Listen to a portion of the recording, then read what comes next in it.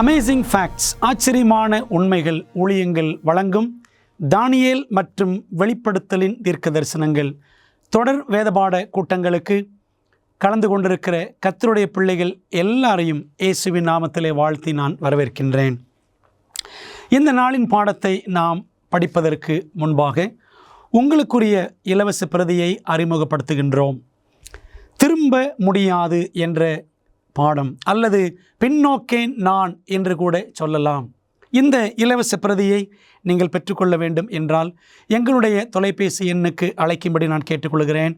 அல்லது நீங்கள் இதை ஆன்லைனில் டவுன்லோட் பண்ண வேண்டும் என்றால் எங்களுடைய அமேசிங் ஃபேக்ட்ஸ் வெப்சைட்டுக்குள்ளே சென்று இதை நீங்கள் பதிவிறக்கம் செய்து கொள்ளும்படி உங்களை அன்போடு நான் அழைக்கின்றேன்.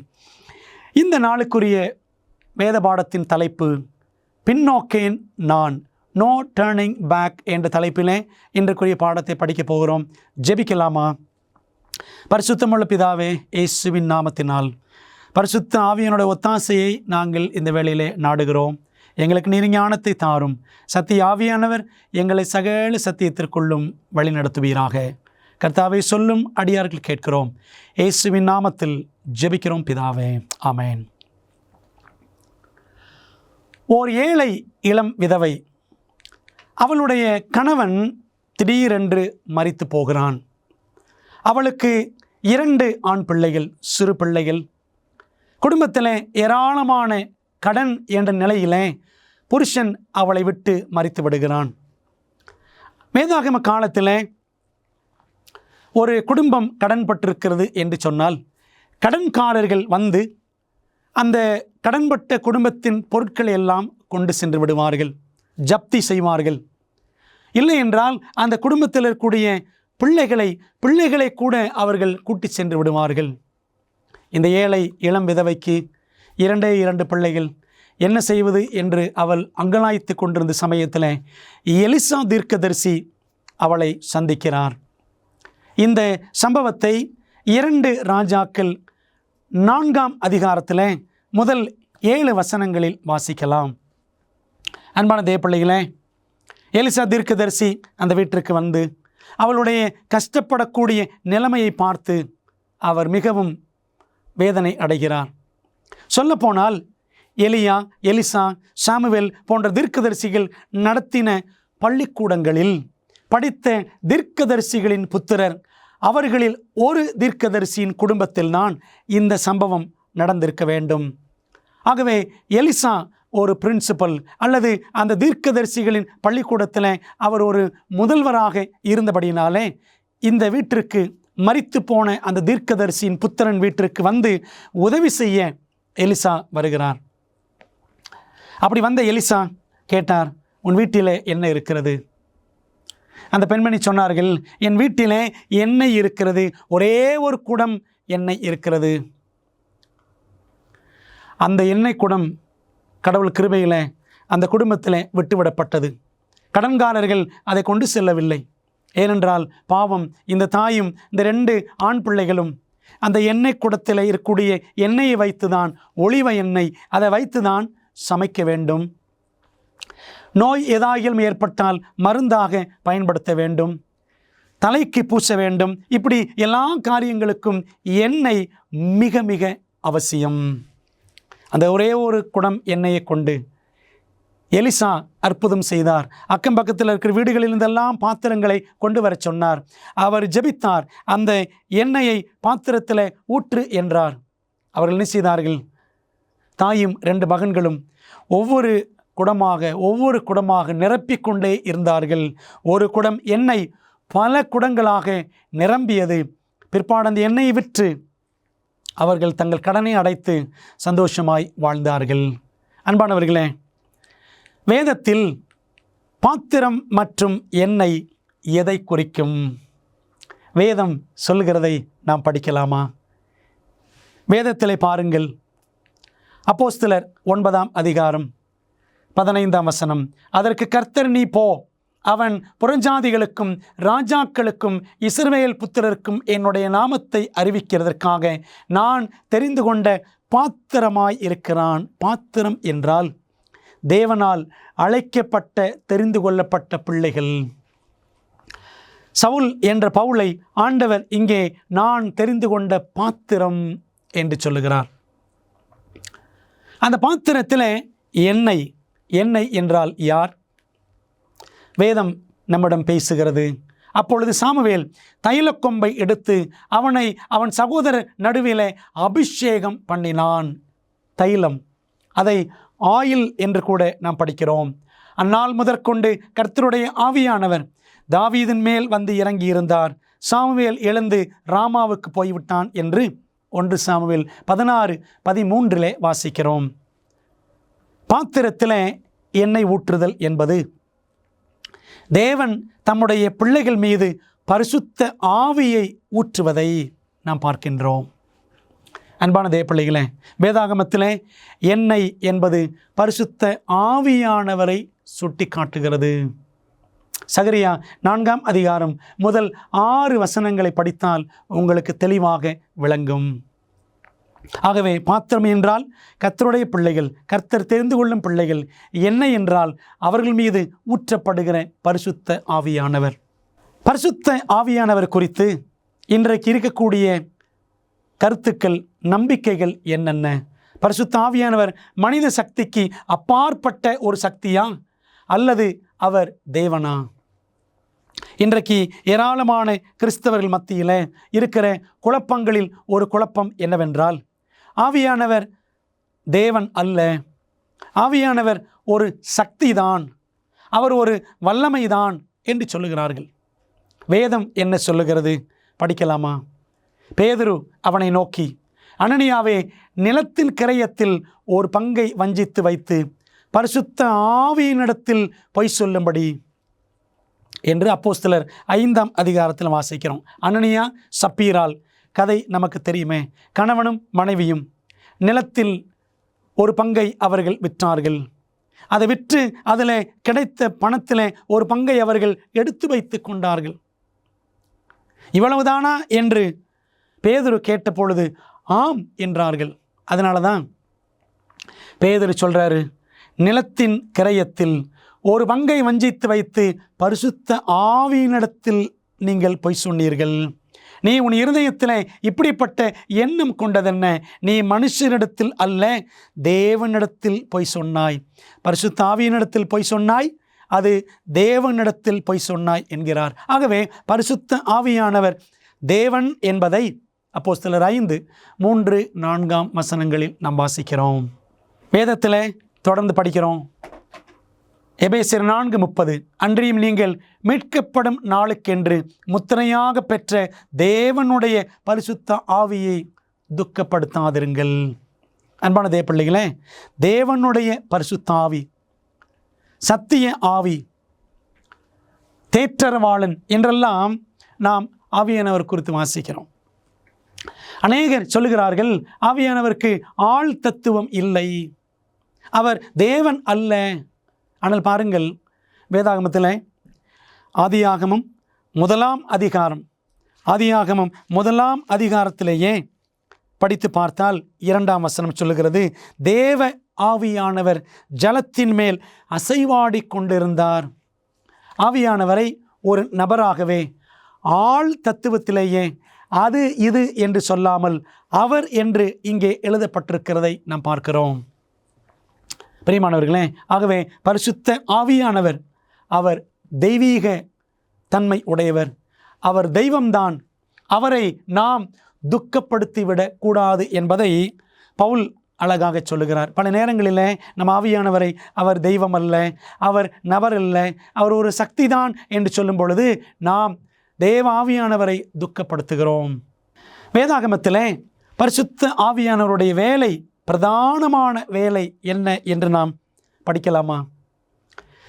சத்திய ஆவியாகிய அவர் வரும்போது சகல சத்தியத்திற்குள்ளும் உங்களை நடத்துவார், வரப்போகிற காரியங்களை உங்களுக்கு அறிவிப்பார். யோவான் 16:13. ஆவியானவர் என்ன செய்வார்? சகல சத்தியத்திற்குள்ளும் உங்களை வழி நடத்துவார். ஏனென்றால் அவர் சத்திய ஆவியானவர் என்று நாம் வேதத்திலே படிக்கிறோம். யோவான் 14:26 என் நாமத்தினாலே பிதா அனுப்ப போகிற பரிசுத்த ஆவியாகிய தேற்றரவாளனே, தேற்றரவாளன் பேரக்லீட் என்று கிரேக்க மொழியில் அந்த வார்த்தை வருகிறது. கம்ஃபர்டர் என்று ஆங்கிலத்தில், ஹெல்ப்பர் என்றும் சொல்லுகிறோம். அவர் தேற்றரவாளன், நமக்கு உதவி செய்கிறவர். அவர், அந்த தேற்றரவாளன் எல்லாவற்றையும் உங்களுக்கு போதித்து.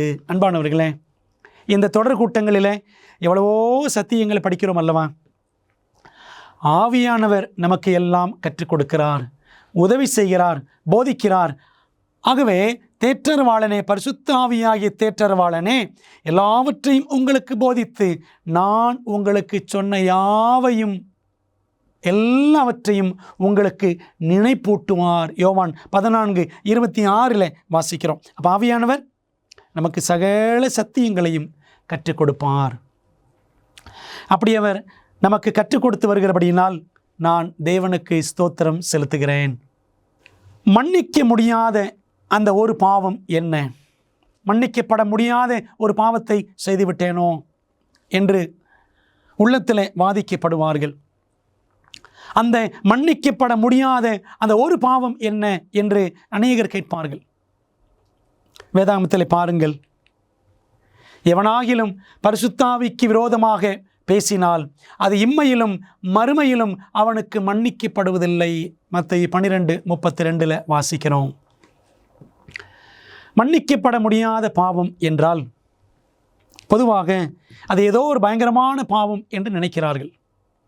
அன்பான தேவ பிள்ளைகளே, உண்மையிலே சொல்ல போனால் தேவன் நமக்கு சத்தியத்தை அறிவிக்கும் பொழுது, சத்திய ஆவியானவர் நமக்கு சத்தியங்களை கற்றுக் கொடுக்கும் பொழுது, அந்த சத்தியங்களை ஏற்றுக்கொள்ளாமல் அதை குறை கூறி அந்த சத்தியத்திற்கு நாம் எதிர்த்து நிற்போம் என்றால், அந்த சத்தியத்தை கொடுக்கிற சத்திய ஆவியானவரை நாம் எதிர்த்து நிற்கிறோம். எபிரேயர் 10:26-27 சத்தியத்தை அறியும் அறிவை அடைந்த பின்பு நாம் மனப்பூர்வமாய் பாவம் செய்கிறவர்களாய் இருந்தால், பாவங்களின் நிமித்தம் செலுத்தத்தக்க வேறொரு பலி இனி இராமல் நியாய தீர்ப்பு வரும் என்று பயத்தோடே எதிர்பார்க்குதலும் விரோதிகளை பட்சிக்கும் கோபாக்கினையுமே இருக்கும். தேவன் தம்முடைய ஆவியை கொண்டு சத்தியங்களை வெளிப்படுத்த நாம் கீழ்ப்படியாமல் செல்வோம் என்றால், ஏற்றுக்கொள்ளாமல் போவோம் என்றால், நாம் ஆவியானவருக்கு எதிர்த்து நிற்கிறவர்களாய் காணப்படுவோம். அதுதான் பரிசுத்த ஆவிக்கு விரோதமான பாவம். பிரியமான தேவ பிள்ளைகளே, பல நேரங்களில் இதற்கு தப்பான அர்த்தம்.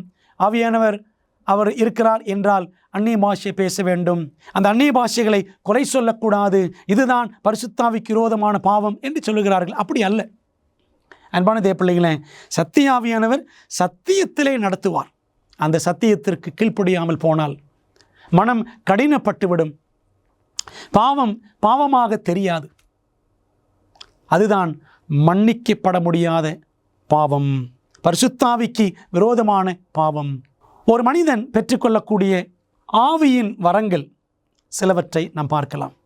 பரிசுத்த ஆவியானவர் நமக்கு வரங்களை கொடுக்கிறார் என்று நாம் வேதாகமத்திலே வாசிக்கிறோம். அந்த வரங்களை கொண்டு அவர் நமக்கு சத்தியத்தை கொடுக்கிறார், சத்தியத்தை கற்றுக் கொடுக்கிறார். ஆகவே சத்தியம் பரவுவதற்காக சத்திய ஆவியானவர் கொடுக்கிற வரங்களை பற்றி நாம் படிக்கலாமா? எப்படியெனில், ஒருவனுக்கு ஆவியினாலே ஞானத்தை போதிக்கும் வசனமும், வேறொருவனுக்கு அந்த ஆவியினாலேயே அறிவை உணர்த்தும் வசனமும், வேறொருவனுக்கு அந்த ஆவியினாலேயே விசுவாசமும், வேறொருவனுக்கு அந்த ஆவியினாலேயே குணமாக்கும் வரங்களும், வேறொருவனுக்கு அற்புதங்களை செய்யும் சக்தியும், வேறொருவனுக்கு தீர்க்க தரிசனம் உரைத்தலும், வேறொருவனுக்கு ஆவிகளை பகுத்தறிதலும், வேறொருவனுக்கு பற்பல பாஷைகளை பேசுதலும், வேறொருவனுக்கு பாஷைகளை வியாக்கியானம் பண்ணுதலும் அளிக்கப்படுகிறது. 1 கொரிந்தியர் 12:8-10 வாசிக்கிறோம். ஆண்டவர் பற்பல வரங்களை கொடுக்கிறார். ஆனால் இந்த வரங்களை எல்லாம் ஆண்டவர் ஒரே நபருக்கு கொடுப்பதில்லை, அல்லது ஒரே ஒரு வரத்தை ஆண்டவர் எல்லா நபர்களுக்கும் கொடுப்பதில்லை. பிரியமான தேவ பிள்ளைகளே, வரங்களை ஆவியானவர் தமது சித்தத்தின்படியே பரலோக சத்தியம் எங்கும் பரவ வேண்டும் என்பதற்காக, இயேசுவின் நாமம் மகிமைப்பட வேண்டும் என்பதற்காக, இயேசுவின் மூலம் இரட்சிப்பு என்ற செய்தி எல்லா இடங்களுக்கும் போக வேண்டும், பாவிகள் இரட்சிக்கப்பட வேண்டும் என்பதற்காக தேவன் இரட்சிக்கப்பட்டவர்களுக்கு வரங்களை கொடுத்து அவர்கள் பிறரை இரட்சிப்பதற்காக பயன்படுத்தும்படி தேவன் வரங்களை கொடுக்கிறார். பிரியமான தேவப்பிள்ளைகளே, ஆனால் இன்றைக்கு இந்த ஆவியானவர் என்று எடுத்துக்கொண்டால் இருக்கிற ஒரு பெரிய சர்ச்சை, ஒரு பெரிய குழப்பம் என்ன தெரியுமா? ஆவியானவரை சம்பந்தப்படுத்தி இருக்கிற ஒரு பெரிய குழப்பம் அது வேதாகம காலத்திலும் இருந்தது. கொரிந்து சபையில் எந்த ஆவிக்குரிய வரம் சர்ச்சையாக மாறியது? பாருங்கள், வசனம் சொல்லுகிறது, அன்பை நாடுங்கள், ஞான வரங்களையும் விரும்புங்கள், விசேஷமாய் தீர்க்க தரிசன வரத்தை விரும்புங்கள். போன பாடத்தில் படித்தோம் அல்லவா? தீர்க்க தரிசன வரம் தேவன் கொடுக்கிற ஒரு விசேஷித்த வரம் கடைசி கால திருச்சபைக்கு. அதனால தான் சொல்கிறார், விசேஷமாய் தீர்க்க தரிசன வரத்தை விரும்புங்கள். ஏனெனில் அந்நிய பாஷையில் பேசுகிறவன் மனுஷரிடத்தில் பேசாமல் தேவனிடத்தில் பேசுகிறான் என்று 1 கொரிந்தியர் 14ஆம் அதிகாரத்தில் கொரிந்து சபையில் இந்த அந்நிய பாஷை என்ற ஒரு பிரச்சனை இருந்ததை பார்க்கிறோம். அன்பான தேவப்பிள்ளைகளே, இந்த அந்நிய பாஷை ஒரு குழப்பத்திற்குரிய சர்ச்சையாக கொரிந்து சபையில் அது காணப்பட்டது. அது அன்று மட்டுமல்ல, இன்றும் கூட எல்லா திருச்சபைகளிலும் ஒரு பெரிய பிரச்சனையாகவே அது இருக்கிறது. நீங்கள் பரிசுத்த ஆவியை பெற்றிருக்கிறீர்கள் என்றால் அதற்கு அடையாளம் நீங்கள் அந்நிய பாஷையில் பேச வேண்டும். அந்நிய பாஷையில் பேசுவது நீங்கள் ஆவியானவரை பெற்றிருக்கிறீர்கள், ரட்சிக்கப்பட்டதற்கான அடையாளம் அப்படியெல்லாம் சொல்கிறாங்க. பைபிள் அப்படி வசனம் இருக்கிறதா? ரட்சிக்கப்பட்டிருக்கிறேன் என்றால் பரிசுத்தாவை பெற்று பரிசுத்தாவை பெற்றவர்கள் அந்நிய பாஷையை பேச வேண்டும் என்று பைபிளில் எங்கே இருக்கிறது? பிரியமானவர்களே, இந்த அந்நிய பாஷையை குறித்து படிக்கலாமா? இயேசுவின் சீஷர்கள் உலகமெங்கும் சுவிசேஷம் பிரசங்கிப்பதற்கு அவர் உதவுவதாக சொல்லி அவர்களுக்கு எவ்வாறு வாக்களித்தார்? சீஷர்கள் நல்ல தோற்றமுடையவர்கள், வாட்டம் சாட்டமானவர்கள், நல்ல ஆரோக்கியமானவர்கள்தான்.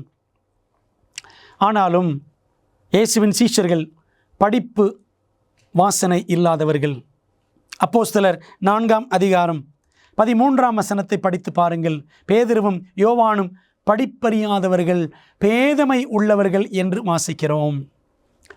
ஆகவே இந்த 12 சீஷர்களும் மீன் பிடிக்கிறவர்களாக, கல்விக்கூடம் செல்லாத படிப்பறிவற்றவர்களாக அவர்கள் இருந்தார்கள். அவர்கள் எங்கும் போய் சத்தியத்தை சொல்ல வேண்டும். ஆகவே 1ஆம் நூற்றாண்டிலே இயேசுவின் சுவிசேஷம் உலகமெங்கும் பரவுவதற்கு அவர்களுக்கு ஆற்றல் தேவை, வல்லமை தேவை. தேவன் என்ன வாக்குத்தத்தம் கொடுத்தார்? விசுவாசிக்கிறவர்களால் நடக்கும் அடையாளங்கள் ஆவன, என் நாமத்தினாலே பிசாசுகளை துரத்துவார்கள், நவமான பாஷைகளை பேசுவார்கள்.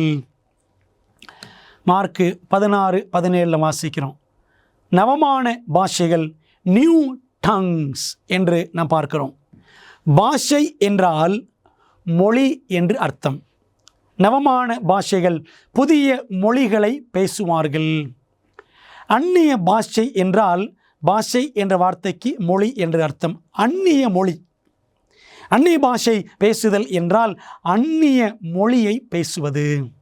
வேதாகமத்திலே இந்த அந்நிய பாஷை பேசின இடங்கள் 3 இடங்கள்.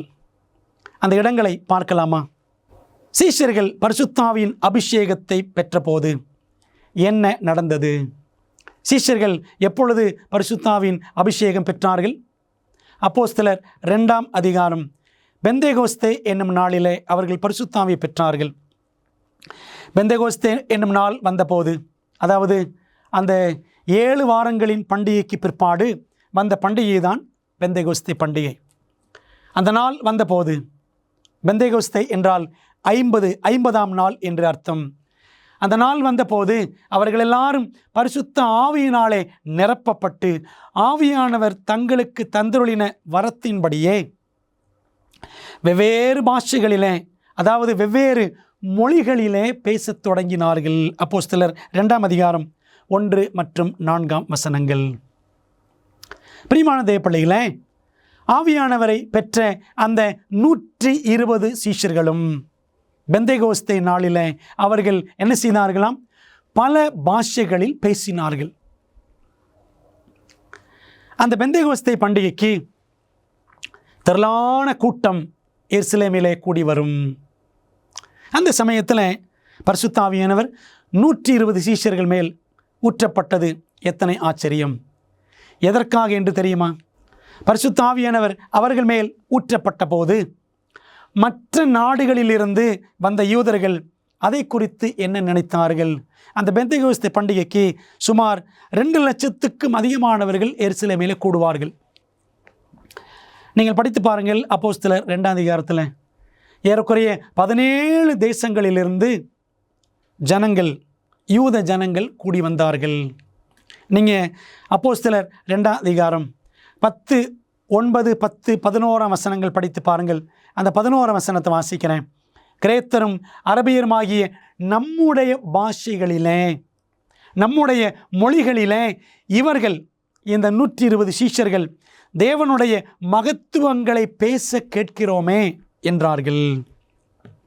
பிரியமானவர்களே, ஆவியை பெற்ற சீஷர்கள் அந்நிய பாஷைகளிலே பேசினார்கள், புதிய பாஷைகளிலே பேசினார்கள். அவர்களுக்கு, அந்த சீஷர்களுக்கு தெரியாத பாஷைகளிலே அவர்கள் பேசினார்கள். பிரியமானவர்களே, கூடி வந்திருந்த அந்த பல தேசத்து யூதர்கள் என்ன செஞ்சாங்க? இவர்கள் நம்முடைய பாஷை, நம்ம பாஷையை, நம்ம மொழியை அவங்க பேசுகிறாங்களே. என்ன பேசுகிறாங்க? தேவனுடைய மகத்துவங்களை பேச கேட்கிறோமே. ஆண்டவர் இயேசு கிறிஸ்து சற்று முன்பாகத்தான் சிலுவையிலே அவர் மரித்து உயிரோடு எழுந்து அவருடைய ஜீவன் நமக்காக கொடுக்கப்பட்டது என்பதையெல்லாம் அவர் என்ன பண்ணார்? இந்த சீஷர்களுக்கு அவர் வெளிப்படுத்தினார். சீஷர்கள் கண்ணார கண்டார்கள். ஆகவே 40 நாட்கள் உயிர்த்தெழுந்த பிற்பாடு இந்த பூமியிலே இருந்த இயேசு அவர் பரமேறி சென்றார். அவர்தான் மேசியா, இயேசுதான் கிறிஸ்து என்று சொல்லி சீஷர்கள் எல்லாரும் வரக்கூடிய யூதர்களுக்கு சொல்ல வேண்டுமே. யூதர்கள் இயேசுவை மேசியா என்று நம்பாதவர்கள், எல்லாரும் பல தேசங்களிலே சிதறி போயிருந்தார்கள். அப்படி வந்தவர்களுக்கு இயேசுவே கிறிஸ்து, இயேசுவே மேசியா என்று சொல்ல வேண்டும். இவர்களுக்கோ பாஷை தெரியாது, சீஷர்களுக்கு. அதனால தான் ஆண்டவர் என்ன செய்கிறாரு? அந்நிய பாஷைகளில் பேசும் வரத்தை, அந்நிய மொழிகளில் பேசும் வரத்தை இந்த 120 சீஷர்கள் மேல் ஆவியானவர் கொண்டு ஊற்றினார். பிரியமானவர்களே, ஆனால் இன்னைக்கு அந்நிய பாஷை என்பது ஏதோ உளறல் பாஷையாக, நாங்கள் தேவனோடு பேசுகிறோம் என்று சொல்லி ஒரு பரவச பாஷையாக, ஒரு பரபரப்பு பாஷையாக இன்றைக்கு சபைகளிலே கிறிஸ்தவர்கள் பேசுகிறார்கள். பிரியமான தேவப்பிள்ளைகளே, உங்களுக்கு விளங்கியதா? அந்நிய பாஷை பேசப்பட்ட முதல் இடம் பெந்தேகோஸ்தே நாள், அப்போஸ்தலர் 2ஆம் அதிகாரம். 120 சீஷர்கள் பேசினார்கள், தேவனுடைய மகத்துவங்களை பேசினார்கள். அதை கேட்டவர்களுக்கெல்லாம் புரிந்தது. ஆனால் இன்றைக்கோ புரியாத பாஷைகளை உளறிக்கொண்டிருக்கிறோமே. யோசித்து பார்ப்போம். 2வது இடத்திற்கு போகலாமா? பைபிளில் 2வது எந்த இடத்திலே அந்நிய பாஷைகள் பேசினார்கள்? வேதாகம தீர்க்க தரிசனத்தில் வெளிப்படுத்தப்பட்டுள்ளபடி நம்முடைய மோசமான உலகத்திற்கான தேவனின் திட்டத்தை அறிய விரும்புகிறீர்களா? உங்கள் மிகப்பெரிய சவால்களுக்கு நடைமுறையான நம்பகமான தீர்வுகள் வேண்டுமா? ஊக்கமளிக்கும் மற்றும் அறிவூட்டும் ஆச்சரியமூட்டும் உண்மைகள் வேதாகம பாட வழிகாட்டிகள் 27 அழகான வரைகளை மற்றும் நேரடியான பதில்களை புரிந்து கொள்ள எளிதான வகையில் வேதத்தின் அடிப்படையில் சிறப்பான மேலான பாடங்களை வழங்குகின்றது. ஒவ்வொரு ஆய்வு வழிகாட்டியும் உங்கள் வாழ்க்கையின் மிக முக்கியமான உண்மைக்கான பொருத்தமான வேதாகம பதில்களை நோக்கி உங்களை வழிநடத்தும். நான் எப்படி ஆரோக்கியமான ஐக்கியத்தை பெறுவது? இயேசு எப்போது எப்படி மீண்டும் வருவார்?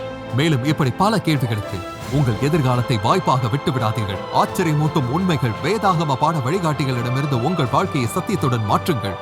ஆங்கிலம், இந்தி, தமிழ் மற்றும் தெலுங்கு மொழிகளில் கிடைக்கிறது. காத்திருக்க வேண்டாம். bookstore.aftv.in என்ற இணையதளம் மூலம் உங்கள் முழுமையான ஆய்வு வழிகாட்டிகளை இன்றே ஆர்டர் செய்யுங்கள். பேதுரு கொர்நேலியு மற்றும் அவன் வீட்டாருக்கு பிரசங்கித்த போது என்ன நடந்தது? அப்போஸ்தலர் 10ஆம் அதிகாரம் 44-46 வசனங்கள்.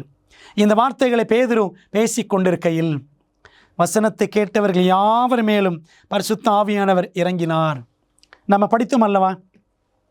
கொர்நேலியு ரோம பட்டாளத்தான், 100க்கு அதிபதி, 100 சேவகர்களுக்கு அவன் தலைவன்.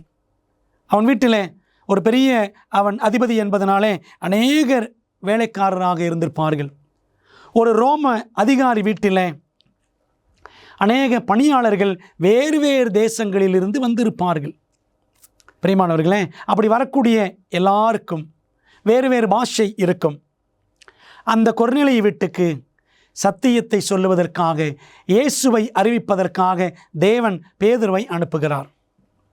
அப்போஸ்தலர் 10ஆம் அதிகாரத்தில் அப்படி பேதுரு போகும் பொழுது அங்கே நிறைய பேர் கூடி வந்திருந்தார்கள் என்று அந்த அதிகாரத்தில் படிக்கிறோம். அப்படி அவர்களை, அந்த அந்நிய ஜாதியாரை, புறஜாதியாரை தீட்டாக கருத வேண்டாம் என்று தேவன் பேதுருவுக்கு தரிசனத்திலே காண்பித்திருந்தார். நாம் அதை படித்தோம். அன்பான தேவ பிள்ளைகளே, அங்கே போன பேதுரு சத்தியத்தை சொன்னார், வசனங்களை எடுத்து கூறினார். அப்பொழுது பரிசுத்த ஆவியானவர் யாவர் மேலும் புறஜாதிகள் மேலும் இறங்கினார். பார்த்தீங்களா? அப்போஸ்தலர் 2ஆம் அதிகாரத்தில் யூதர்கள் மேல் ஆவியானவர் இறங்கினார். 10ஆம் அதிகாரத்தில் புறஜாதிகள் மேல் இறங்கினார். அவர்கள் பல பாஷைகளை பேசுகிறதையும், பாஷைகள் என்றால் என்ன? பல மொழிகள். மற்ற தேசங்களில் வந்திருந்த அநேகர் கொர்நேலியு வீட்டில் இருந்தார்கள். அவர்கள் பல பாஷைகளை பேசினார்கள், தேவனை புகழ்ந்தார்கள். அவர்கள் அவரவருடைய பாஷைகளிலே இந்த சத்தியங்களை கேட்ட பிற்பாடு, பேதுரு மூலமாய் கேட்ட பிற்பாடு தேவனை அவர்கள் புகழ்ந்தார்கள். அவங்க சும்மா உளறல. பிரியமான தேவப்பிள்ளைகளே, இன்றைக்கி அநேக திருச்சபைகளில், பெந்தகோஸ்து சபைகள், ஏஜி சபைகளில் அந்நிய பாஷை பேசுகிறதுக்கு ட்ரைனிங் கொடுக்குறாங்க. அதற்கு வகுப்புகள் நடக்கிறது. அப்படி அந்நிய பாஷை பேசுகிறதுக்கு ஆண்டவர் ஏதாவது ட்ரைனிங் கொடுத்தாரா? எத்தனை பித்தலாட்டம்! அன்பான தேவப்பிள்ளைகளே, நம்ம இப்போ 2வது இடம் பார்த்தோம், அந்நிய பாஷை பேசப்பட்ட இடம், அப்போஸ்தலர் 10ஆம் அதிகாரம். 3வது இடத்தை நாம் பார்க்கலாமா? எபேசுவின் 12 சீஷர்களுக்கு பவுல் பிரசங்கம் செய்தபோது என்ன நடந்தது? அப்போஸ்தலர் 19ஆம் அதிகாரத்திற்கு வந்தால் பவுல் என்ன செய்கிறார்? பல இடங்களுக்கு அவர் பிரயாணம் செய்கிறார். கப்பல் வழியாக, இன்னும் நடைப்பயணம் என்று அநேக தேசங்களுக்கு சென்று ஊழியம் செய்தவர் பவுல். பவுலுக்கு பல பாஷைகள், மொழிகள் அவருக்கு தெரியும். எபேசுவுக்கு வருகிறான். எபேசுக்கு வந்த பொழுது அங்கிருந்தவர்களுக்கு அவர் சத்தியத்தை சொல்லுகிறார். ஏனென்றால் பரிசுத்த ஆவி பற்றிய சத்தியத்தை அவர்கள் அறிந்திருக்கவில்லை. அந்த 12 எபேசுவின் சீஷர்கள். அப்போஸ்தலர் 19:6 வசனம் பாருங்க. பரிசுத்த ஆவியை நாங்கள் கேள்விப்படவே இல்லையே என்று அந்த 12 எபேசுவின் சீஷர்களும் சொன்ன பொழுது அவங்களுக்கு இந்த சத்தியத்தெல்லாம் பவுல் சொல்லிக் கொடுக்கிறார். அப்படி அவர் சொல்லிக் கொடுத்த பொழுது பரிசுத்த ஆவி அவர்கள் மேல் வந்தார், 12 எபேசுவின் சீஷர்கள் மேல். அப்பொழுது அவர்கள் அந்நிய பாஷைகளை பேசி தீர்க்க தரிசனம் சொன்னார்கள் என்று வாசிக்கிறோம். அந்நிய மொழிகளிலே ஆண்டவரை புகழ்ந்து அவர்கள் தீர்க்க தரிசனம் சொன்னார்கள். அன்பான தேவப்பிள்ளைகளே, அங்கே அவர்கள் ஏதோ உளரவில்லை, புரிந்து கொள்ள முடியாத ஒரு பாஷையை அவர்கள் பேசவில்லை. அவர்கள் ஆண்டவரை புகழ்ந்தது நிச்சயமாக பவுலுக்கும் புரிந்திருக்கும். ஏனென்றால் பவுல் பல பாஷைகளை, மொழிகளை அவர் அறிந்தவர். இப்படி வேதாகமத்தில் 3 இடங்கள். இந்த பவுல் புதிய ஏற்பாட்டில் 14 புஸ்தகங்களை அவர் எழுதியிருக்கிறார், ரோமர் முதல் எபிரேயர் வரை. அதில் அந்நிய பாஷை என்று 1 கொரிந்தியர் 14ஆம் அதிகாரத்தில் ஒரே ஒரு இடத்துல மட்டும்தான் அவர் சொல்கிறார். லூக்கா எழுதின அப்போஸ்தலர் நடபடிகளில் 3 இடங்களில் தான் அந்நிய பாஷை பேசப்பட்ட சம்பவங்களை அவர் குறிப்பிட்டு வைத்திருக்கிறார். ஆனால் இன்றைக்கோ சபைகளிலே பார்த்தால் அந்நிய பாஷை என்பதை ஒரு முக்கியமான பாஷையாக்கி எல்லாரும் பேச வேண்டும், அந்த ஒரு வரத்தை எல்லாரும் பெற்றிருக்க வேண்டும் என்று கட்டாயப்படுத்துகிறார்கள், திணிக்கிறார்கள். ஆனால் நாம் என்ன பார்த்தோம்? 1ஆம் நூற்றாண்டிலே சத்தியம் போக வேண்டும், பரவ வேண்டும் என்பதற்காக தேவன் அந்த நவமான பாஷைகளில் பேசும் வரத்தை கொடுத்தார். பிரியமான தேவ பிள்ளைகளே, ஆனால் இன்றைக்கு புரிந்து கொள்ள முடியாத ஓர் அந்நிய பாஷையில் பேசுவதை நாம் கேள்விப்படுகிறோம், கண்ணார பார்க்கிறோம். அதை குறித்து வேதம் கூறுவது என்ன? 1 Corinthians 14 படித்தோம் அப்படின்னா, கொரிந்து சபையில் இந்த அந்நிய பாஷை பிரச்சனை இருந்தது. கொரிந்து சபை ஒரு வியாபார பட்டணத்தில் இருந்த சபை. அந்த பட்டணத்தில் பல தேசங்களிலிருந்து அநேகர் வியாபாரத்திற்காக வருவார்கள். அவர்கள் மத்தியில் பவுல் ஊழியம் செய்து ஒரு சபையை ஸ்தாபித்தார். அந்த சபையில் பல மொழிகள் பேசக்கூடியவர்கள் இருந்தார்கள். அப்படி சபையில் பாருங்களேன், ஆளுக்கு ஒவ்வொரு பாஷையில், ஒருவர் ஒரு பாஷையில் ஜெபிக்கிறார், இன்னொரு பாஷையில் பிரசங்கம் பண்ணுகிறார், இன்னொரு பாஷையில் அவர் பாடல் பாடுகிறார் என்றால் எல்லாருக்கும் புரியுமா? புரியாது. பவுல் சொல்லுகிறதை பாருங்கள். அப்படி இருந்தும் நான் சபையில் அந்நிய பாஷையில் 10,000 வார்த்தைகளை பேசுகிறதிலும், மற்றவர்களுக்கு புரியாத எனக்கு மட்டுமே தெரிந்த மொழியில் 10,000 வார்த்தைகளை பேசுகிறதிலும், அப்படி பேசுவதை காட்டிலும் மற்றவர்களை உணர்த்தும்படி என் கருத்தோடு 5 வார்த்தைகளை பேசுகிறதே எனக்கு அதிக விருப்பமாய் இருக்கும். 1 Corinthians 14:19 வாசிக்கிறோம். பவுல் பல பாஷைகளை தெரிந்தவர். கொரிந்து சபைக்கு வரும்பொழுது அங்கேயும் பல பாஷைகளை பேசக்கூடிய ஜனங்கள் இருந்திருக்க வேண்டும். அப்போ என்ன செஞ்சிருக்கணும்? எல்லாருக்கும் புரியக்கூடிய ஒரு பாஷையில் மக்களுக்கு சத்தியங்கள் சொல்லப்பட வேண்டும். இல்லை என்றால் என்ன செய்யணும்? அந்த பாஷையில் அந்த ஊழியக்காரர் பேசுகிறார் என்றால் எல்லாருக்கும் புரியக்கூடிய பாஷையில் அது மொழிபெயர்க்கப்பட வேண்டும். அப்படித்தானே? எல்லாரும் ஆளுக்கு ஆள் தெரிந்த பாஷையில் பேசினால் எல்லாருக்கும் புரியுமா? இப்படித்தான் ஒரு குழப்பம், அந்நிய பாஷை குழப்பமாக கொரிந்து சபையில் இருந்தது. பிரியமான தேவ பிள்ளைகளே, இன்றைக்கு இந்த அந்நிய பாஷை என்ற உபதேசம் சபைகளில் ஒரு பெரிய குழப்பம், கூச்சல், கூப்பாடு. இது சாட்சியாக சமுதாயத்தில் இருப்பதற்கு வழி நடத்துகிறதா? இல்லை. ஆண்டவர் இயேசு கிறிஸ்து எங்கேயாகிலும் இன்றைக்கு சொல்லப்படக்கூடிய விதத்தில் அந்நிய பாஷையை பேசினாரா? இல்லை. அல்லது சீஷர்கள் பேசின அந்நிய பாஷை இன்றைக்கு சபைகளிலே பேசக்கூடியது போன்ற உளறல் பாஷையா? இல்லை. மக்களுக்கு புரியக்கூடிய விதத்தில் அவர்களுடைய பாஷைகளிலே சீஷர்கள் சத்தியத்தை பேசினார்கள். அதனால தான் 1 நூற்றாண்டில் ஆண்டவர் அந்த வரத்தை கொடுத்தார். பிரியமான தேவ பிள்ளைகளே, இந்த அந்நிய பாஷை குழப்பம் இன்றைக்கு சபைகளுக்குள்ளே வந்துவிட்டது. இதை நாம் புரிந்து கொள்வதற்கு என்ன செய்யணும் அப்படின்னா, பழைய ஏற்பாட்டின் ஒரு சம்பவத்தை படிக்க வேண்டும். பழங்கால பாபிலோனின் முக்கிய பண்புகளில் ஒன்று என்ன? ஆதியாகமத்திலே 11ஆம் அதிகாரம் நாம் படித்தால், பாபேல் கோபுரத்தை தேவனுக்கு எதிராக தேவனை நம்பாதவர்கள் கட்டினார்கள். ஆண்டவர் இனிமேல் ஜலப்பிரளயம் வராது என்று சொன்னார். நம்பாதவர்கள் இந்த ஆண்டவரை எப்படி நம்புறது? ஒருவேளை ஜலப்பிரளயம் வந்துவிட்டால் என்ன செய்வது என்று சொல்லி அவர்கள் எல்லாரும் தேவனுக்கு விரோதமாக கூடி ஒரு கோபுரத்தை கட்டினார்கள், ஒரு நகரத்தை உண்டாக்கினார்கள். எல்லாரும் ஒரே பாஷையை அவர்கள் பேசுகிறவர்களாக காணப்பட்டார்கள். இது தேவனுக்கு விரோதமான செயலாக, தேவ சித்தத்திற்கு எதிரானதாக இருந்தது. ஆண்டவர் என்ன செய்தார்? நாம் இறங்கி போய், பிதா, குமாரன், பரிசுத்த ஆவியானவர் பேசுகின்றனர். நாம் இறங்கி போய் ஒருவர் பேசுவதை மற்றொருவர் அறியாதபடிக்கு அங்கே அவர்கள் பாஷையை தாறுமாறாக்குவோம் என்றார். ஆதியாகமம் 11:7 வாசிக்கிறோம். ஆகவே பாஷைகளிலே தேவன் ஒரு தாறுமாறு குழப்பம் உண்டாகும்படி செய்தார். எல்லாரும் சிதறி போகும்படி தேவன் செய்தார். தேவனுக்கு விரோதமாய் ஒன்று கூடுகிறவர்கள் அவர்கள் ஒன்றுபட்டு இருக்கக்கூடாது. தேவன் அவர்களை பிரித்து அனுப்பினார். அதற்கு ஆண்டவர் என்ன பண்ணார்? பாஷைகளில் குழப்பத்தை உண்டாக்கினார். அதனால தான் அதன் பெயர் பாபேல் எண்ணப்பட்டது. ஆதியாகமம் 11:9 வாசிக்கிறோம். அன்பான தேவப்பிள்ளைகளே, அதே போல் பாருங்கள், இன்னைக்கு சபைகளில் இருக்கக்கூடிய இந்த அந்நிய பாஷை பேசுதல் என்பதும் அது பாபிலோனிய குழப்பம்தான்.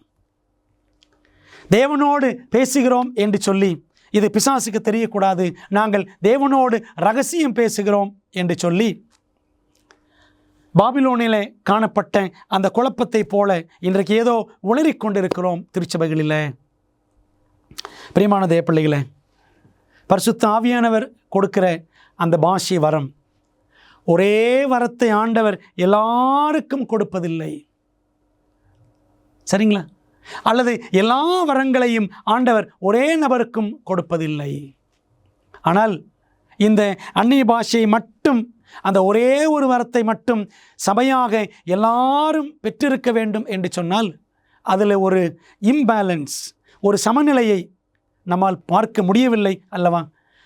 அதில் ஒரு இம்பேலன்ஸ் தெரிகிறது, சமநிலையற்ற தன்மையை நாம் பார்க்கிறோம். ஆவியானவருக்கு விரோதமான விதத்தில் இது செயல்படுவதாக இல்லையா? எப்படி பாபேலில் தேவனுக்கு எதிராக செயல்பட்டார்களோ அதே போல் இந்த அந்நிய பாஷை என்ற விஷயத்தின் மூலமாகவும் தேவனுக்கு விரோதமாகவே சபைகள் செயல்பட்டு கொண்டிருக்கின்றன. பிரியமான தேவப்பிள்ளைகளே, தேவனுடைய கற்பனைகளை பகிரங்கமாக உடைப்பவர்களை ஆவியானவர் நிரப்புவாரா? இன்றைக்கி அந்நிய பாஷை என்று சொல்லிக்கொண்டு ஆண்டவருடைய கட்டளைகளை அற்பமாக சபைகள் கருதுகின்றன.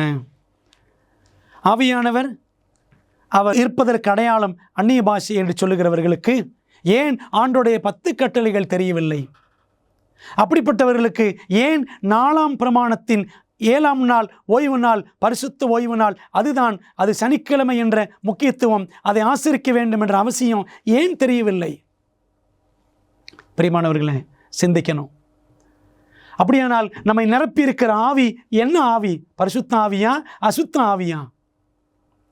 ஆண்டவர் இயேசு கிறிஸ்து என்ன சொல்லியிருக்கிறார்? நீங்கள் என்னிடத்தில் அன்பாயிருந்தால் என் கற்பனைகளை கைக்கொள்ளுங்கள். யோவான் 14:15. பிரியமானவர்களே, அந்நிய பாஷை ஆவியில் நிரம்புகிறோம் என்று சொல்லிக்கொண்டு அவருடைய கற்பனைகளை உடைத்து கொண்டே இருக்கிறோமே, நம் தேவனிடத்தில் அன்பு கூறுகிறோமா? யோசித்து பார்ப்போம், சிந்தித்து பார்ப்போம். ஆவியின் வரங்களில் நாம் எந்த வரத்தை அதிகமாக நாட வேண்டும் என்று பவுல் வலியுறுத்துகிறான். பாருங்கள், அந்நிய பாஷை பற்றிய 1 கொரிந்தியர் 14ஆம் அதிகாரத்தில் அவர் அந்நிய பாஷையை பெரிதாக சொல்லவில்லை. அந்நிய பாஷையில் பேசுகிறவன் தனக்கே பக்தி விருத்தி உண்டாக பேசுகிறான், தீர்க்க தரிசனம் சொல்லுகிறவனோ சபைக்கு பக்தி விருத்தி உண்டாக பேசுகிறான். 1 கொரிந்தியர் 14:4 இந்த தீர்க்க தரிசன வரம் சபையின் பக்தி விருத்திக்கு மிகவும் உதவியானது. ஆகவே தீர்க்க தரிசன வரத்தை நாட வேண்டும் என்று பவுல் சொல்லுகிறார். ஆகிலும் அந்நிய பாஷைகளில் பேசுகிறவன் சபைக்கு பக்தி விருத்தி உண்டாகும்படிக்கு அர்த்தத்தையும் சொல்லாவிட்டால் தீர்க்க தரிசனம் சொல்லுகிறவன் அவனிலும் மேன்மையுள்ளவன். அதனால் நீங்கள் தீர்க்க தரிசனம் சொல்லுகிறவர்களாக வேண்டுமென்று அதிகமாய் விரும்புகிறேன். 1 கொரிந்தியர் 14:5 வாசிக்கிறோம். ஆகவே பவுல் தீர்க்க தரிசன வரத்தை அவர் முக்கியப்படுத்துகிறதை நாம் பார்க்கின்றோம். பிரியமான தேவப்பிள்ளைகளே, ஆகவே அன்டியூ எம்பசிஸ், எதற்கு அதிக முக்கியத்துவம் கொடுக்க வேண்டாமோ அதற்கு நாம் விலகி இருக்க வேண்டும். நமக்கு ஆவியின் அபிஷேகம், பரிசுத்த ஆவியானவரின் நிரப்புதல் மிக மிக அவசியம். ஆனால் ஆவியானவரின் பெயராலேயே அந்நிய பாஷை என்று ஒரு குழப்பமான பாஷையில் நாம் மூழ்கி கிடக்கிறோமே, அந்த வஞ்சகத்தை விட்டு, அந்த பாபிலோனின் வஞ்சகத்தை விட்டு நாம் வெளியே வர வேண்டியது மிக முக்கியம். நீங்களும் ஆவிக்குரிய வரங்களை நாடுகிறவர்களானபடியால் சபைக்கு பக்தி விருத்தி உண்டாகத்தக்கதாக அவைகளில் தேரும்படி நாடுங்கள். 1 கொரிந்தியர் 14:12 வாசிக்கிறோம். நீங்களும் நானும் இந்த தீர்க்க தரிசன வரம் என்று பவுல் சொல்லியிருக்கிறாரே, சபைக்கு பக்தி விருத்தி உண்டாக்கத்தக்க அந்த வரத்தை நம்ம என்ன செய்ய வேண்டும்? சபையின் பொது நலனுக்காக, ஊழியத்தின் நலனுக்காக நாம் அதை நாட வேண்டுமாம். தேவன் ஜனங்களை தம்முடைய ஆவியினால் நிரப்புவதற்கான முக்கிய காரணம் என்ன? ஆண்டவர் பரிசுத்த ஆவியை ஒரு நபர் மீது ஏன் ஊற்றுகிறார்? தேவன் தம்மால் தெரிந்து கொள்ளப்பட்ட பாத்திரத்தை தம்முடைய ஆவியினால் நிரப்புகிறார். என் பாத்திரம் நிரம்பி வழிகிறது. அதுதான் பரிசுத்த ஆவியினால் நிரம்புகிற அனுபவம். ஏன் தேவன் பரிசுத்த ஆவியை கொடுக்கிறார் பார்க்கலாமா? அப்போஸ்தலர் 1:8 பரிசுத்த ஆவி உங்களிடத்தில் வரும்போது நீங்கள் பெலன் அடைந்து எருசலேமிலும் யூதேயா முழுவதிலும் சமாரியாவிலும் பூமியின் கடைசி பரியந்தமும் எனக்கு சாட்சிகளாய் இருப்பீர்கள் என்று இயேசு சொன்னார். அப்போஸ்தலர் 1:8 ஆண்டவர் இயேசு கிறிஸ்து அவர் பரமேறி செல்லும் பொழுது கொடுத்த கடைசி வாக்கு தத்தம் என்ன சொன்னார்? பரிசுத்த ஆவி உங்களிடத்தில் வரும்பொழுது நீங்கள் பெலன் அடைவீர்கள், எல்லா இடங்களிலும் எனக்கு சாட்சியாக சத்தியத்தை அறிவிப்பீர்கள் அப்படின்னு ஆண்டவர் சொன்னார். பரிசுத்த ஆவியை பெறுகிறவர்கள் சாட்சியாக ஊழியம் செய்வார்கள். பிரியமானவர்களே, ஆனால் அந்நிய பாஷை என்ற பாஷையை பேசி நமக்குள்ளே ஐக்கியம் இல்லாமல் ஆண்டோடைய ஊழியத்தையும் செய்யாமல் ஒரு அருவருப்பான வாழ்க்கையாக நம்முடைய வாழ்க்கை இருக்கிறதா? சிந்தித்து பார்ப்போம். அப்போஸ்தலர் 4:31 படிக்கிறோம். அவர்கள் ஜெபம் பண்ணின போது அவர்கள் கூடியிருந்த இடம் அசைந்தது. ஆதி சபையார் ஜெபித்தார்கள். அவர்களுக்கு எதிராக யூத சங்கம் செயல்பட்ட பொழுது, ஊழியத்தை தடுக்கவும் கெடுக்கவும் நினைத்த பொழுது ஆதி சபையார் ஜெபித்தார்கள். அப்பொழுது அவர்கள் எல்லாரும் பரிசுத்த ஆவியினால் நிரப்பப்பட்டு தேவ வசனத்தை தைரியமாய் சொன்னார்கள். பரிசுத்த ஆவியினாலே நிரப்பப்படுகிறவர்கள் சாட்சிகளாயிருப்பார்கள். அவங்க தைரியமாக சத்தியம் சொல்லுவாங்க. அப்போஸ்தலர் 4:31 அப்படித்தான் நமக்கு சொல்லுகிறது. ஒருவர் பரிசுத்த ஆவியினால் நிரப்பப்பட்டிருக்கிறாரா இல்லையா என்று நம்மால் கூற முடியுமா? கூற முடியும். எப்படி கூற முடியும் பாருங்கள். ஆதலால் அவர்களுடைய கனிகளினாலே அவர்களை அறிவீர்கள். மத்தேயு 7:20. அன்பான தேவப்பிள்ளைகளே, இன்றைக்கு வரங்களை வைத்து ஒரு நபர் தேவனுடைய பிள்ளை பரிசுத்த ஆவியினால் நிரப்பப்பட்டிருக்கிறார் என்று சொல்ல முடியாது. வரங்களை காட்டிலும் கனிகளே மிகவும் முக்கியம். பரிசுத்த ஆவியானவர் நம்முடைய வாழ்க்கையில் நல்ல கனிகளை, கிறிஸ்துவின் குணலட்சணங்களை, தேவனுடைய கற்பனைகளுக்கு இசைவான வாழ்க்கையை வாழும்படி நம்மிலே அவர் கிரியை செய்ய வேண்டும். அதற்குத்தான் பரிசுத்த ஆவியானவர் கொடுக்கப்படுகிறார்.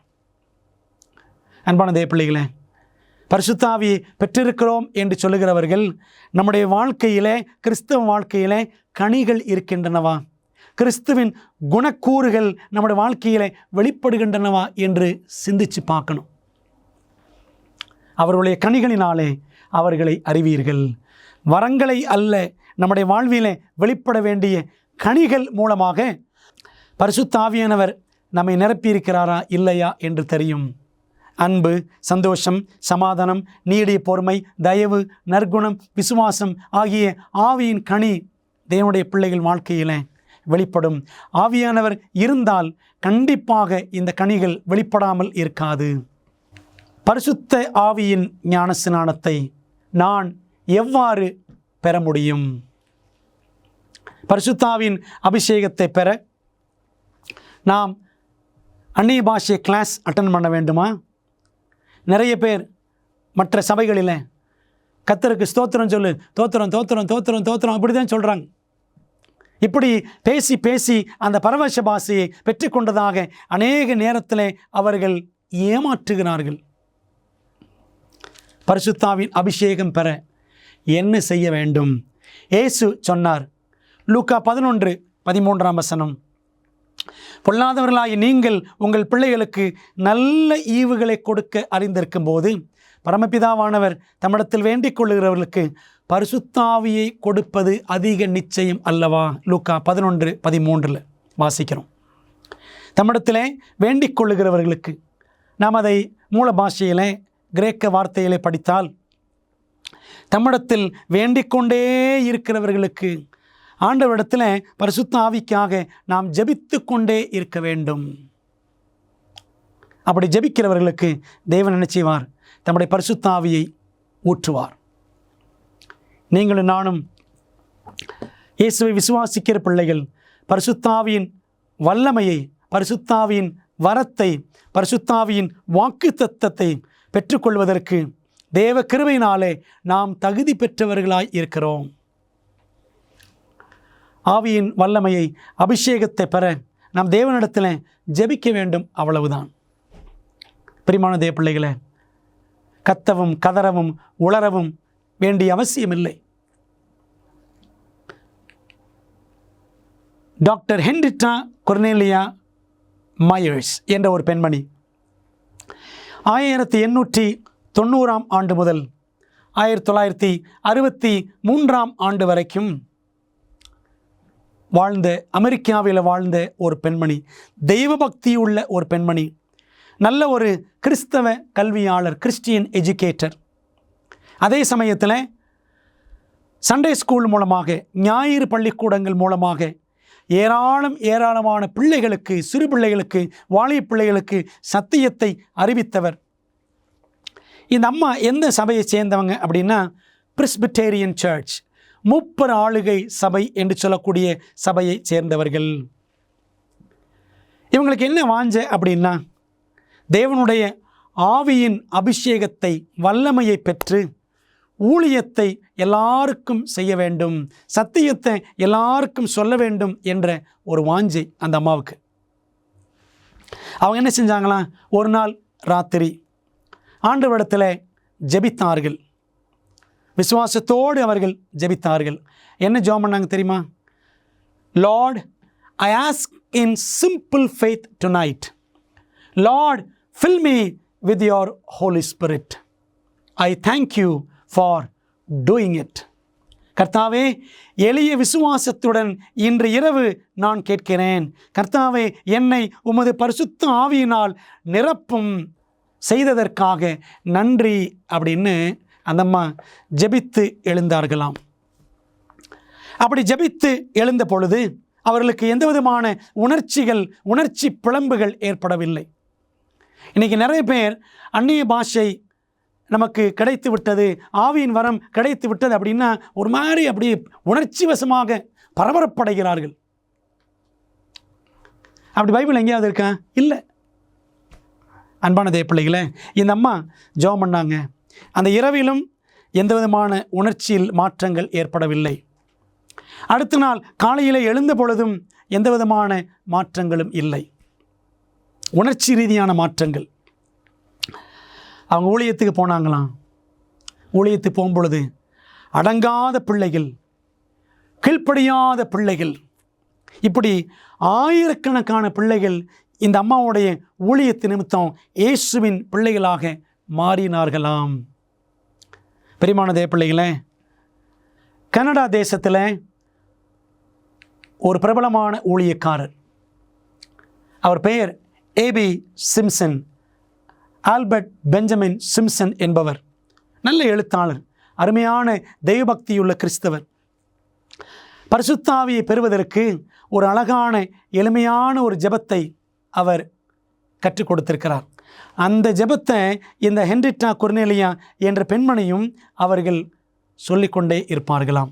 ஒவ்வொரு ஊழியத்தை செய்யும் பொழுதும், ஒரு பெரிய பொறுப்பை நிறைவேற்ற தேவனுக்காக ஊழியம் செய்ய அவர்கள் அழைப்பை பெறும் பொழுதும் இந்த அழகான ஜெபத்தை அவர்கள் சொல்வார்களாம்.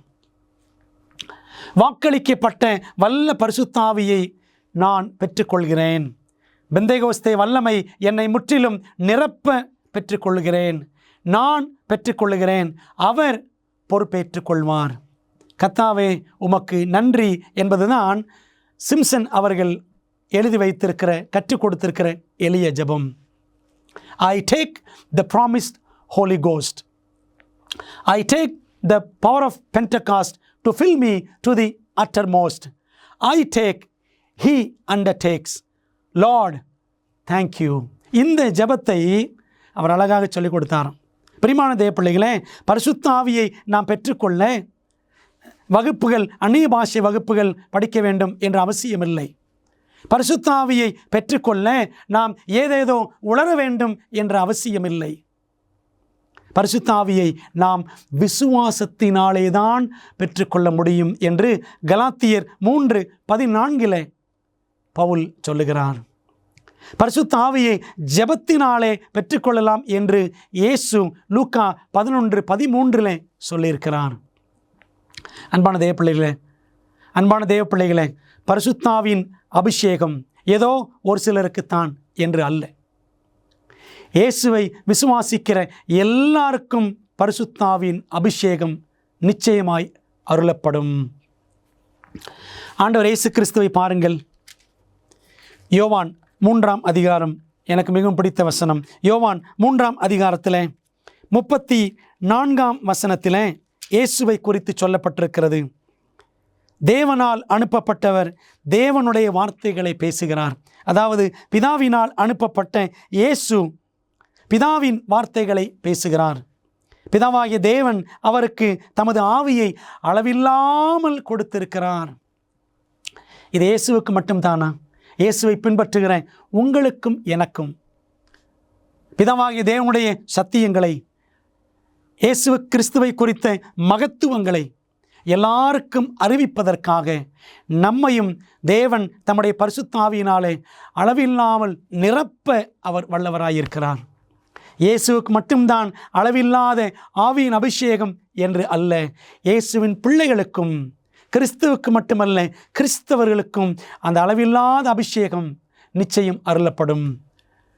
விசுவாசத்தோடு கேட்க வேண்டும், விசுவாசத்தோடு ஜெபிக்க வேண்டும். ஒரு தேவை, ஒரு ஊழியம், இந்த உலகத்தில் தேவனுக்கு பிரியமான சாட்சியான வாழ்க்கை என்று நாம் விரும்பினால், சாட்சியான வாழ்க்கை வாழ வேண்டும் என்று விரும்பினால் நாம் செய்ய வேண்டியது, விசுவாசிக்கிறேன் ஆண்டவரே, உம்முடைய ஆவியை எனக்கு நீர் அனுப்பியிருக்கிறீர், ஊற்றியிருக்கிறீர் என்று விசுவாசிக்கிறேன் என்ற அந்த எளிய விசுவாசம்தான் நமக்கு தேவை. இன்றைக்கு பரிசுத்த ஆவியினால் நாம் நிரப்பப்பட்டிருக்கிறோமா? அநேகர் கிறிஸ்துவுக்குள் நடத்தப்பட நாமும் நிரப்பப்பட வேண்டும். இயேசுவை அபிஷேகித்தவர் என்னையும் அபிஷேகம் பண்ணுவார். விசுவாசத்தால் நிறைவோம், அப்பொழுது ஆவியாலும் நாம் நிறைய முடியும். ஆக அன்பான தேவ பிள்ளைகளே, நாம் பரிசுத்த ஆவியினால் நிரப்பப்பட வேண்டியது எவ்வளவு அவசியம். வெளியேற பெற்ற பரிசுத்த ஆவியானவருடைய எண்ணெயை உங்கள் பாத்திரத்தில், உங்கள் வாழ்விலே ஊற்ற இயேசு வாஞ்சிக்கிறார், காத்து கொண்டிருக்கிறார். உங்கள் இருதயத்தையும் சிந்தையையும் இப்பொழுதே அவர் ஆட்கொள்ள வேண்டும் என்று அவரிடம் கேட்க விரும்புகிறீர்களா? ஜெபிப்போமா. நல்ல பிதாவே, இந்த நாளிலே கிறிஸ்து இயேசுவின் நாமத்தினால் எங்களையும் உம்முடைய பரிசுத்த ஆவியின் அபிஷேகத்தினால் அளவில்லாமல் நிரப்ப நீர் வல்லவராய் இருக்கிறீர். தகப்பனே, நாங்கள் எளிய விசுவாசத்தோடு ஜெபிக்க வேண்டும். அப்பொழுது நாங்கள் பரிசுத்த ஆவியின் வல்லமையினால் நிரப்பப்பட்டு பூமியின் கடைசி பரியந்தமும், உலகத்தின் கடைசி பரியந்தமும் நாங்கள் சாட்சிகளாய் இருப்போம் என்று படித்தோம். ஆண்டவரே, எங்களை தொடும், உம்முடைய ஆவியினால் எங்களை நிரப்பும். ஆண்டவரே, பரிசுத்த ஆவியினவர் குறித்திருக்கக்கூடிய எல்லா குழப்பங்களுக்கும் எங்களுக்கு மனத்தெளிவு தந்து, இன்னும் இந்த சத்தியத்தை ஆழமாய் புரிந்து கொண்டு நாங்கள் இயேசுவை போல் நிரப்பப்பட்ட ஒரு வாழ்க்கையை வாழ எங்களுக்கு உதவி செய்யும். இயேசுவின் மூலம் ஜெபிக்கிறோம் நல்ல பிதாவே, ஆமென். பிரியமானவர்களே, இந்த சத்தியத்தை கற்றுக்கொண்டதன் மூலம் கர்த்தர் உங்களை ஆசீர்வதிப்பாராக. இதை குறித்து இன்னும் அதிகமாக தியானியுங்கள், அநேகருக்கு பகிர்ந்து கொடுங்கள். மீண்டும் அடுத்த வேத பாடத்தில் சந்திப்போம். கர்த்தர் உங்களை ஆசீர்வதிப்பாராக. ஆமென். உங்கள் வீட்டின் வசதியில் இருந்து நீங்கள் படிக்கக்கூடிய வகையில் இலவச வேதாகம பள்ளியை ஆச்சரியமூட்டும் உண்மைகள் உங்களுக்கு வழங்குகிறது என்று தெரியுமா? தேவனின் வார்த்தையை குறித்து உங்கள் ஆய்வில் உங்களுக்கு உதவ 27 அழகாக விளக்கப்பட்ட பாடங்கள் ஆங்கிலம், இந்தி, தமிழ் மற்றும் தெலுங்கு மொழிகளில் கிடைக்கிறது.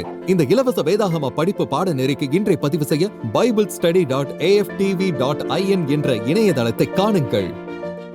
எங்கள் குழுவினரில் ஒருவர் உங்களுக்காக சிறப்பு ஜெபம் செய்ய நீங்கள் விரும்பினால் திரையில் தெரியும் எண்ணை பயன்படுத்தி எங்களை அழையுங்கள், அல்லது உங்கள் ஜெப குறிப்பை prayer@aftv.in என்ற முகவரிக்கு மின்னஞ்சல் செய்யுங்கள். வேத பாட ஆராய்ச்சியில் போதுமான ஆச்சரியமான உண்மைகளை ஆய்வு செய்ய விருப்பமா? சத்தியம் நிறைந்த இந்த நிகழ்ச்சியை நீங்கள் சந்தோஷமாக காண அடுத்த வாரம் வரை காத்திருக்க வேண்டியதில்லை. இதன் அற்புதமான உண்மைகளை AFTV.org ஊடக நூலகத்தில் காணலாம். AFTV.org-இல் நீங்கள் காணொளி மற்றும் கேளலை விளக்க காட்சிகள் அனைத்தையும் அதனுடன் அச்சிடப்பட்ட உள்ளடக்கத்தையும் இலவசமாக பெறலாம்.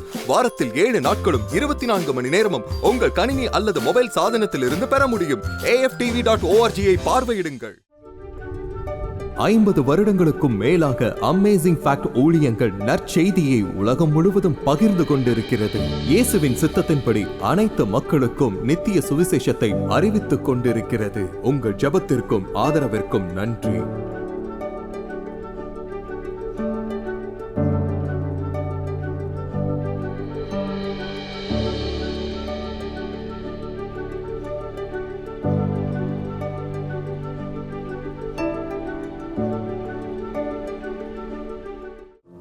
பெரோயா பட்டணத்து சபை விசுவாசிகள் தாங்கள் சத்தியங்களை கேட்ட பிற்பாடு தங்கள் இல்லத்திற்கு சென்று காரியங்கள் இப்படி இருக்கிறதா என்று வேதத்தோடு ஒப்பிட்டு மீண்டும் படித்தார்கள்.